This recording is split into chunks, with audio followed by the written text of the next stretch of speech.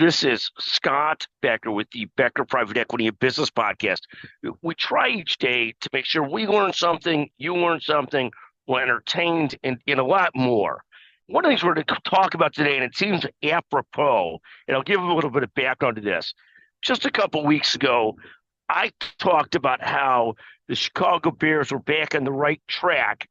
And our guest today, who's David Pivnick, a brilliant person.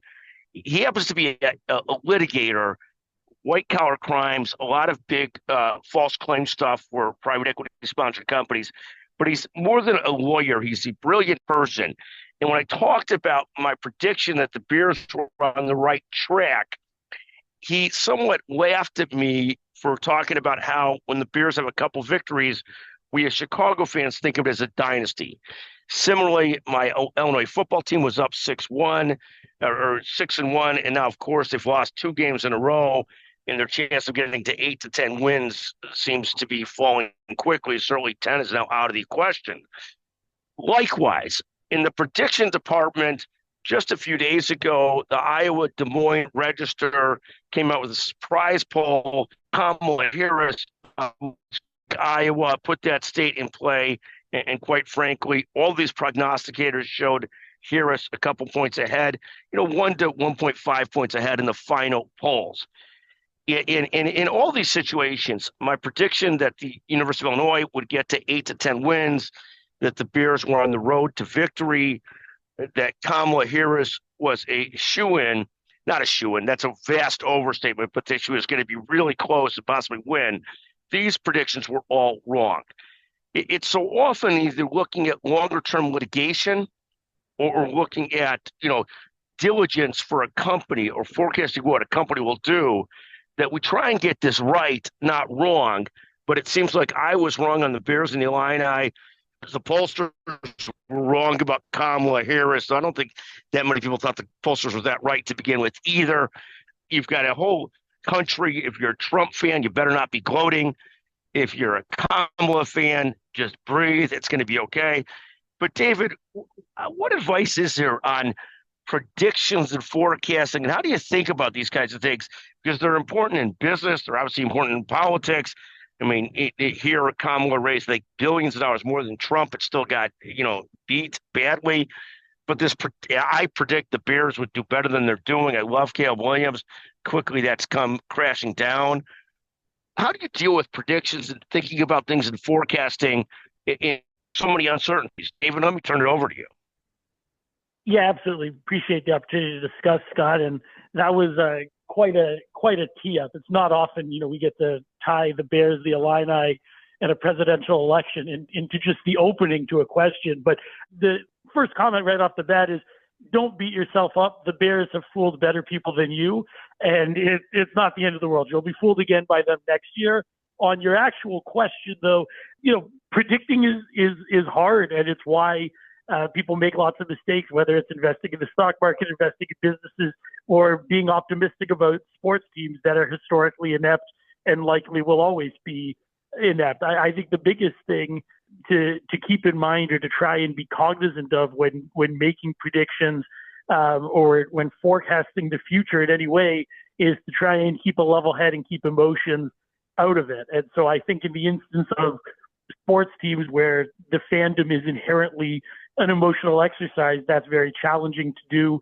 And people often get caught up in the emotions and have reactions or get invested in their teams in a way that doesn't lead to rational predictions or rational results. I have been beaten down enough, for example, in my fandom of the Dallas Cowboys, that even after seeing a thrilling opening day victory this year, I had every expectation they'd stink, and they have not let me down. But generally speaking, I think keeping a level head, taking emotions out of it is a key starting point. The second thing is trying to do an appraisal of the actual situation. So with sports teams, that's easy. Looking at the teams they're about to play was a pretty good indicator of the Bears' likelihood of success. They've played softer teams and had a weak schedule to start the year, and it made their results skew because we weren't able to compare them to good teams, rather just to who they played. With something like the election, that's a little bit harder because there's a lot of dynamics in play between the way the electoral colleges structured, where that money that you referenced, the billions that were spent, was being spent, but also, frankly, how people react to the candidates. And for better or worse, clearly President Trump has a sort of visceral emotional appeal for many, many people who are going to rally behind him, regardless of concerns that others have, as well as having, a core group of Republicans who are going to vote along party lines, regardless of their personal thoughts. Whereas I think on the Democratic side of the ticket this year, there are a lot of people who, for better or worse, and rightly or wrongly, and whether their reasons were good or bad, just didn't have a connection with Kamala Harris, didn't feel that she resonated with them, and either sat out the election altogether, voted third party, or voted for President Trump because there were issues that were close to them. So I think,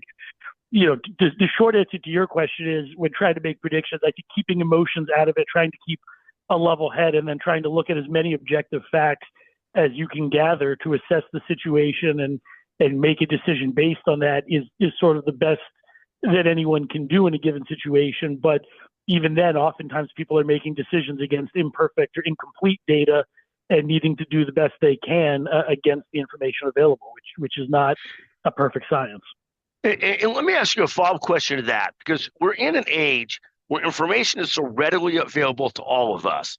And so we could see, if we follow it, that Cramer on the stock market does no better than many of us do, maybe no better than a trained monkey throwing darts at red or black.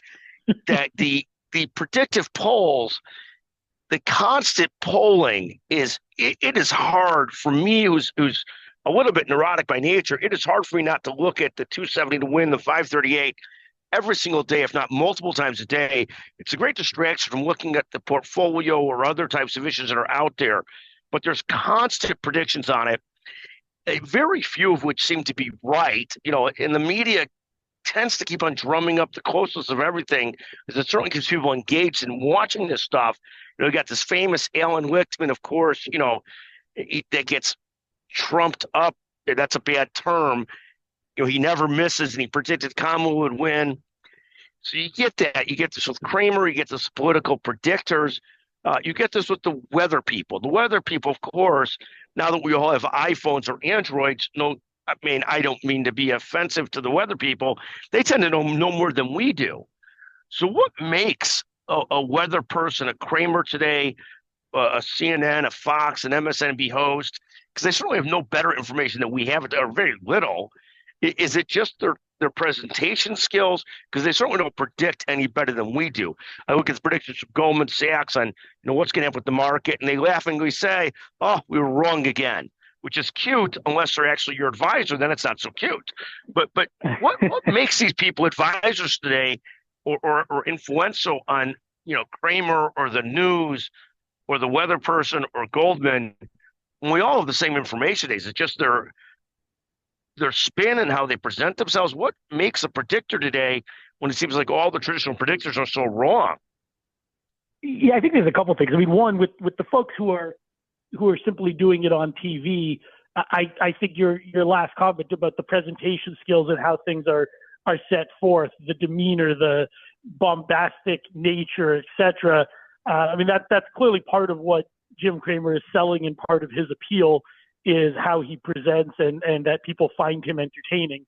And so for folks who are doing it, on TV and for purposes of an audience, I do think that's a significant factor. I think more generally, when you're talking about, true personal financial advisors or folks who are analyzing the weather, I mean, I think historically one of the biggest differences was information asymmetry. It wasn't that long ago, that the internet wasn't as prevalent as it clearly is now, A, and B, the quantity of information that's available on the internet, seems to grow exponentially every day. And so I think there was a significant reliance on, quote unquote experts, because they had more information and were using that information and data that was available to them and not available to everyone else to give advice. And that lent them an air of credibility. I think now, where there is far more information available and there's less of a disadvantage for so-called laymen, I think it's more a matter of whether the folks are using the information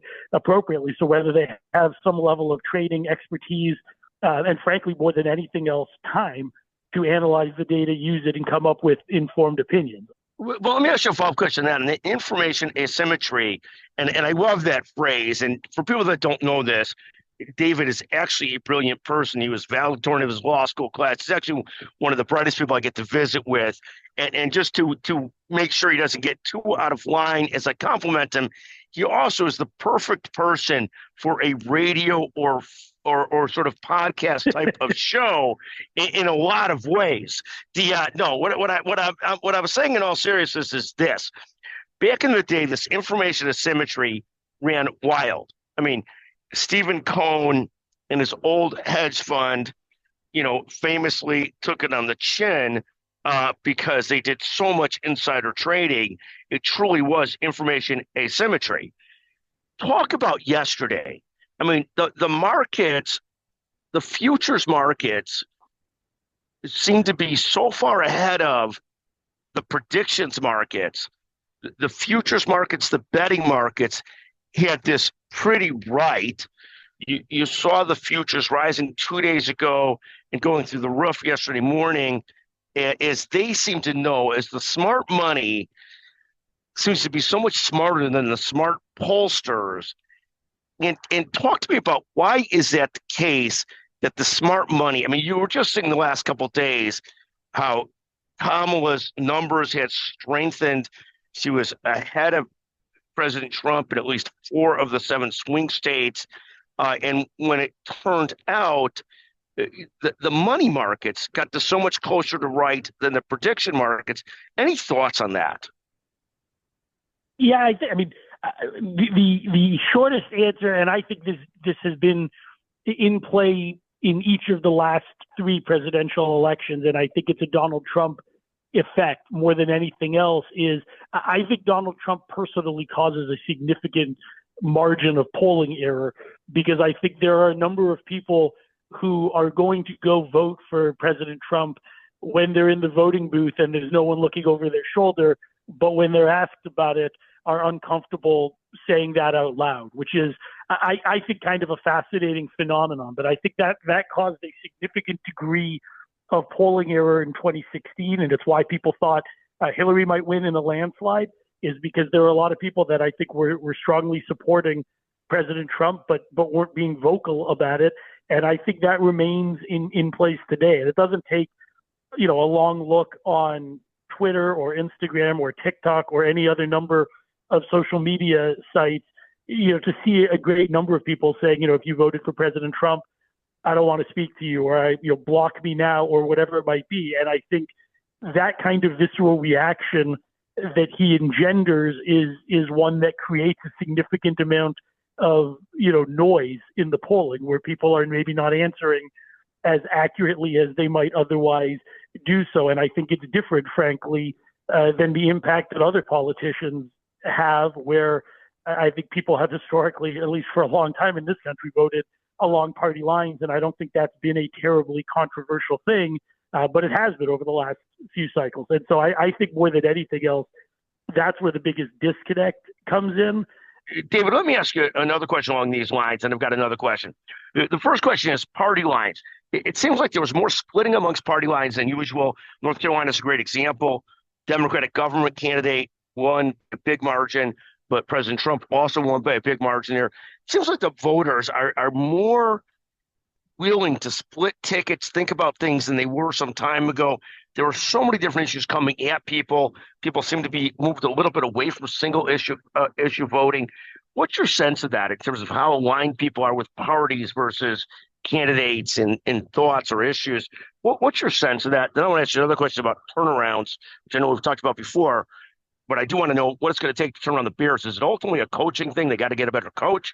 And then in terms of picking a candidate, at the end of the day, when you really come down to it, Kamala probably lost by less than 1 million votes cast across several different states. So it's not like it's a, oh my goodness, it's completely over, because at the end of the day, it's 700,000 to 1 million votes cast in the right places that would have led her to win.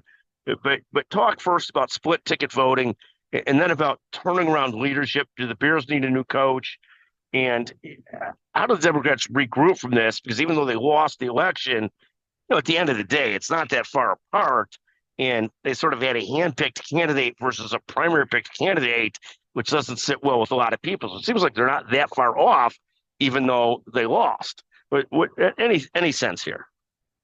Yeah, I mean, I think the first thing is on split ticket candidates. I think people are, at least amongst younger people in particular, younger voters in particular, more willing to vote, not just a straight party ticket all the way up and down the ballot. I think people are looking at individual candidates. There's far more information available. Again, to the average voter, it's very easy nowadays to find out what any candidate on a given ballot, what their personal views are on issues that you care about, and to get a little bit more informed, which can allow folks to vote not just on the president and then just sort of follow the party line all the way down. I think, I don't think it was that long ago, frankly, where people weren't frankly familiar with a lot of the candidates that they were voting on. So they voted based on the party because that's what they had. And so I think the additional information helps. I also think there are dynamics. Some of this is sort of the force of personality that is President Trump, where some folks might really like him and vote for him, but not love the party below. It might like him as an outsider and not like others on that side of the fence for the party. Others may go the other way, where they want to vote, Republican down the rest of the ticket, but don't like President Trump. So I think some of it is driven by him. But then the last thing, frankly, is, and this is an awkward dynamic, but there are additional sort of states' rights issues. Obviously, abortion is a controversial topic, but was one that was front and center in the last couple of election cycles, and where it's looking right now like states are going to have a lot more control on policymaking on that front. I think it's entirely conceivable that there were folks who viewed that as an important issue and may have been voting, for example, in North Carolina, for a Democratic governor while still voting for President Trump, for president. So I think there's a lot of differences in play that are causing people to not just vote straight up and down along party lines, as they cast their ballot. That's a significant pivot from talking about voting up and down partisan lines and how abortion may have impacted the election to the Chicago Bears. But I'm not the one who asked the question. You set it up that way. And the short answer is I think a coaching change would help the Bears fairly significantly. I think Eberflus seems like a nice, likable enough guy, but there's clearly some culture issues, whether it's, a quarterback celebrating before the game ends last week. This week, it looked like DJ Moore walked off the field in the middle of a play while Caleb Williams is still scrambling. So I think, figuring out a scenario where they can bring in stronger leadership, someone who's got, some creativity and an offensive mind and who's going to be able to work with and mentor Caleb Williams is going to help. And the reality is I think the Bears have a lot of very talented pieces in place and have a bright future to build around. So I think, a coaching change, a good draft and a couple key free agents. And I actually, all joking aside, think the Bears could be competitive next year. I think their biggest challenge is they happen to be in an incredibly tough division with a lot of very good teams, which is going to make it tough for the next few years. And I think the last question you had left me with is what to do on the Democratic side of the house in terms of coming up with a strategy going forward. I think that's much less easy. I'd rather take on the rebuild of the Bears. I think figuring out what to do next is going to be a big challenge for the Democratic Party. I think they've got significant concerns where the further left element of the party is splintering away and is willing to, as reflected in this election cycle, simply stay home and not vote. It doesn't look like the Green Party or third party candidates really made all that much difference. I mean, it's notable Jill Stein and Robert Kennedy got about the same number of votes nationwide, despite, one of them dropping out several months ago and being part of President Trump's platform at this point. But so I don't think it's as much, courting independence so much as courting people who didn't vote at all and weren't motivated to vote because the party simply doesn't resonate. And so I think it's going to be a challenging balance where they have to bring those people back to the party, but not shift so far left that they lose moderates, who are going to then vote Republican. And I don't think there's an easy answer there. 2 years ago, I would have told you that I thought, the divide between Ron DeSantis in Florida and President Trump might have that same impact on the Republican Party. And it seems like that party coalesced around President Trump and obviously had a pretty resounding win yesterday. And now the Democrats are in the same spot where it looks like they've splintered. And I think it's going to be easier said than done for them to come up with a candidate that resonates with the party and the country writ large, such that they can get enough votes to win again. It's going to be a big challenge. I don't have an easy answer there. But I think your point is so well taken, because what happens is, my impression is they really tried to split it down the middle to appeal to the left and the center of the party, ended up having some of the center of the party go to the right and some of the left of the party stay home. And what happens is 2022, the Democrats did better than expected in that election, based in part on the Roe versus Wade overturn. And you've got this situation where 70% of the country ultimately lines up in polls over and over and over again is fairly pro-choice. So this became a very difficult issue on the Republican side to overcome. And yet the Democrats tried so hard to sort of please different parts of the party. And again, the answer here is if you're a Democrat, at the end of the day, you're not that far away. I mean, it's 1 million votes over the course of several states that cost Kamala the election. Well, running what I think is not a very good campaign. And then if you're the Republicans, when you sweep or you win, all I could tell you is it always turns around over time. So don't overplay your hand and don't gloat, because either way they ultimately turn around. But I think your assessment on this, it always does. I'm reminded when Harry Reid controlled all through the Congress, House, and Senate, and the presidency, and changed the rules on approving nominees. And of course, it didn't take very long for that to come back and rebound against him horribly in the Democratic Party. So that the advice to the Republicans is don't overplay your hand. Let's hope they don't gloat. And the advice on the Democratic side is breathe. It should all work out. And at the end of the day, the country remains 70% pro-choice, if that's your issue. And there's lots of different issues out there. David, I can't tell you how much I appreciate your taking the time to visit with us today on the Becker Private Equity and Business Podcast. I know it was a wide-ranging post-election discussion today. Hopefully, as always, we didn't offend too many people, but good fun. Just getting a chance to visit with you, one of the brightest people in the game. Feel free at any time. Scott Becker, text us, Becker Private Equity and Business Podcast. Love to hear your opinions. 773-766-5322. Thank you very much. Thanks for having me, Scott.